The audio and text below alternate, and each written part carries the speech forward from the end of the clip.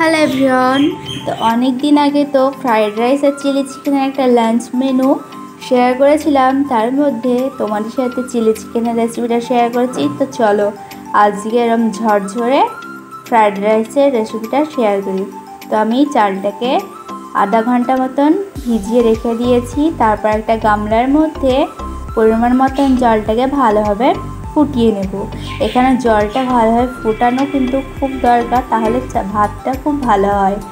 তারপর ভিজিয়ে রাখা চালটা দিয়ে দেব, তার সাথে দিয়ে দেবো এলাচ, লবঙ্গ আর দারচিনি, আর দিয়ে দেবো পরিমাণ মতন লবণ। তো পরিমাণ মতন লবণ দিয়ে ভালোভাবে ভাতটাকে আমরা 80% মতন করে নেব। তারপর ভাতটাকে আমরা জল ঝরার জন্য রেখে দেব।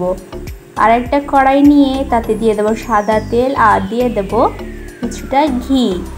তো তেলটার ঘিটা গরম হয়ে গেলে এতে আমরা দিয়ে দেব কাজু আর দিয়ে দেবো কিশমিশ। তো কাজু আর কিশমিশটাকে আমরা ভালোভাবে ভেজে নেব।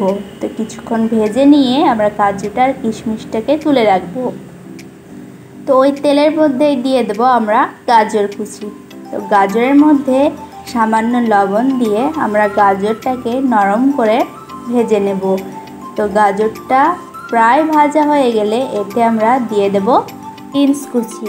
তো বিনসটাকে দিয়েছি। তোমরা চাইলে এখানে ক্যাপসিকামের মধ্যে লাল, হলুদ, সবুজ যে কোনো একটা ক্যাপসিকাম বা ফুলকপি দিতে পারো।